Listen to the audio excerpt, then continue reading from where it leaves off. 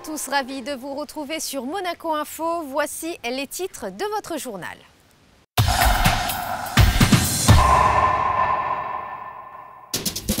Nous ouvrirons avec le 13e congrès mondial ESO qui se déroule au Grimaldi Forum. Nous continuerons avec un coup de projecteur sur des vétérinaires spécialisés dans l'ostéopathie pour animaux.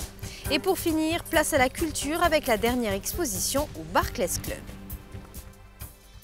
Et comme je vous le disais dans les titres, direction le Grimaldi Forum pour y découvrir le 13e congrès mondial ESO consacré aux fonctions de l'œsophage.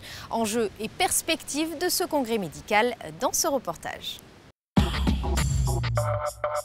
C'est avant tout un outil d'échange pour les scientifiques. Le 13e congrès mondial ESO a ouvert ses portes pour la deuxième fois en principauté. Une vingtaine de disciplines, des cliniciens de plus haut niveau et toute l'industrie pharmaceutique sont réunis afin de recueillir et de comprendre de nouvelles informations sur la fonction de l'œsophage. Ce congrès est un événement important, d'abord dans l'histoire de l'ESO que je représente et que j'ai fondé il y a fort longtemps, car elle réunit des spécialistes de toutes les disciplines qui sont réunis là pour essayer d'amener le maximum d'informations sur un seul sujet qui est choisi comme thème de ce congrès. Cette année, ça s'appelle The Esophageal. C'est un mot un petit peu mystérieux, mais qui signifie simplement que cet organe, l'œsophage, qui est envisagé sous tous ses angles, c'est-à-dire depuis la physiologie, depuis son anatomie et toutes les éventualités thérapeutiques qui peuvent également se trouver impliqués dans l'évolution d'un individu au cours de sa vie. Tous les progrès prévisibles dans le projet Humanvarium feront également l'objet d'une mise au point durant ces 3 jours de conférence. Dans le Humanvarium Project, les possibilités données par les avancées de la génétique maintenant pour aller au-devant des manifestations cliniques dans une pathologie donnée et pouvoir, j'emploie le terme avec prudence, prévoir ou avoir une certaine idée des évolutions potentielles pour un individu donné à partir de son génome, des perspectives qui peuvent être offertes par cette spécialisation nouvelle qui s'ouvre sur des fenêtres extraordinaires dans les 4 à 5 années à venir. Et pour ça, nous avons 15 communications, chacune de 5 minutes, c'est la formule de l'ESO, 300 secondes pour donner un avis précis sur une question précise et j'espère que la synthèse sera dans ce que vous attendez des avancées de ce congrès. Un ouvrage réunissant les conclusions de ce 13e congrès mondial ESO sera très prochainement publié en collaboration avec l'Académie des sciences de New York. Dans un tout autre registre, coup de projecteur sur ces vétérinaires spécialisés dans la rééducation et l'ostéopathie pour animaux. Le cabinet a ouvert ses portes au Canet et donne régulièrement des consultations en principauté. Fabien Bonilla vous en dit plus. Hélène Fugier et Nathalie Denet sont 2 vétérinaires spécialisés en ostéopathie et rééducation fonctionnelle.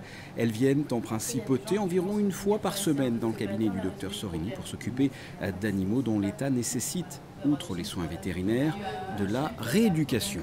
Aujourd'hui, ils sont à mon cabinet pour représenter une collaboration de physiothérapie qui peut être utile pour Monaco et pour les entourages que Monaco, pour l'instant, il n'y a pas de physiothérapie.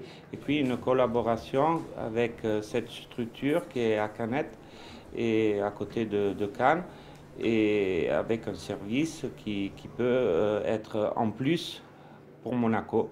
Une réelle nécessité.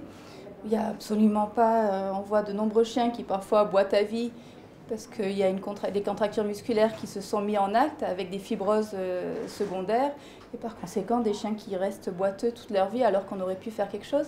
On a des chiens qui sont paralysés et c'est vrai que jusqu'à peu de temps, les propriétaires et les vétérinaires avaient tendance à proposer l'euthanasie parce qu'il n'y avait pas d'autres possibilités. Et alors que on a des chiens qui viennent en rééducation et qui se remettent à marcher. Un des chiens a bénéficié de ces soins, Doudou, 1 an. Ce jeune mâle a dû subir une ablation de la tête du fémur suite à une nécrose. Il avait une fonte musculaire très importante. Par conséquent, on a dû travailler sur ça avec des contractures musculaires parce qu'il tenait toujours sa patte en l'air. Donc on a dû travailler sur la contracture musculaire avec du laser, on a fait des massages, on a travaillé avec un tapis roulant immergé. Il a fait aussi de l'ostéopathie parce qu'on trouve que, en commençant par l'ostéopathie, ça permet de rééquilibrer la posture parce que lorsqu'on a un problème de ce genre-là, on a des soucis de posture parce que l'animal ayant mal, il prend de mauvaises attitudes, entre guillemets. Et par conséquent, en faisant de l'ostéopathie, on les redresse, entre guillemets, et puis après on travaille avec eux. Ostéopathie, acupuncture, hydrothérapie, laser, ultrasons, ballons et différents matériels de kinésithérapie. Depuis 2014, plus de 110 patients, à 95% des chiens, ont été traités pour des pathologies comme l'arthrose, hernie discale en passant par la dysplasie des hanches et des coudes, ainsi que des patients post-opératoires. Les temps de rééducation moyens constatés varient de 4 à 5 séances, jusqu'à 10 séances pour remarcher pour des cas plus lourds. Une séance dure 1 heure pour un coût qui varie entre 50 et 90 €. Au chapitre culture, nous vous proposons une toute nouvelle exposition qui se tient jusqu'au 7 septembre prochain au Barclays Club. Cette fois-ci, à l'honneur un artiste street art, Mr. One Tease, et sa série intitulée Breaking Walls, un reportage d'Alexandra Pani. Cette galerie d'art éphémère propose des rencontres avec des artistes confirmés ou en devenir dans un lieu convivial propice à la découverte. L'atmosphère y est chaleureuse car l'objectif du Barclays Club est d'exposer des talents issus de belles rencontres.